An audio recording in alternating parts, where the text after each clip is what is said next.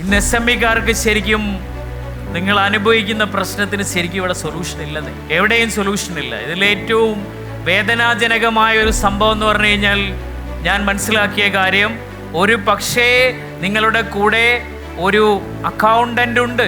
Tax return file ചെയ്യാൻ tax പ്രാക്ടീഷണേഴ്സോ tax കൺസൾട്ടന്റ്മാരോ ഇല്ലേ?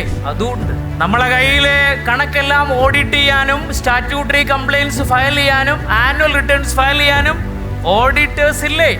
എന്നിട്ട് ഞാൻ പറയട്ടെ, ഇവിടെ ഇരിക്കുന്ന 90% ആൾക്കാരുടെയും അക്കൗണ്ട്സും പ്രോപ്പർ അല്ല, ഫിനാൻസും പ്രോപ്പർ അല്ല. വൈ? ബിക്കോസ് നമ്മൾ ചെയ്യുന്നത് SME ആണ്.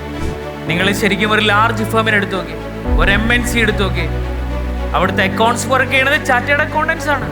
അത്രയും ക്വാളിറ്റി എക്സ്പീരിയൻസ് ഉള്ളവരാണ് അവരുടെ ഓഡിറ്റും അതുപോലെ തന്നെ അവരുടെ ആനുവൽ റിട്ടേൺസും സ്റ്റാറ്റ്യൂട്ടറി കംപ്ലയിൻസും ചെയ്യുന്നത്. നമുക്ക് അക്കൗണ്ടന്റുമാരുണ്ട്, അക്കൗണ്ട്സ് മാനേജേഴ്സ് ഉണ്ട്, കൺസൾട്ടന്റ്മാരുണ്ട്, ഓഡിറ്റേഴ്സ് ഉണ്ട്. എന്നിട്ടും നമ്മളെ കമ്പനിയിൽ ഇപ്പോഴും പ്രശ്നം എന്തായിരിക്കും റീസൺ?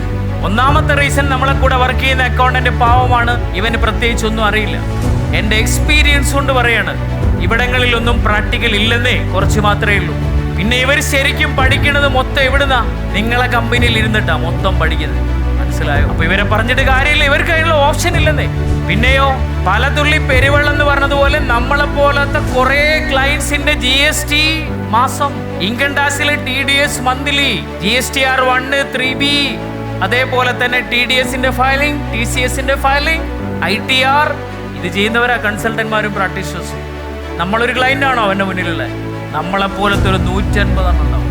ഇവിടുന്ന് കൊടുക്കുന്ന ഡാറ്റ യവൻ അതൊന്ന് സോർട്ട് ചെയ്യും, നേരെ കൊണ്ടുപോയി ഫയൽ ചെയ്യും.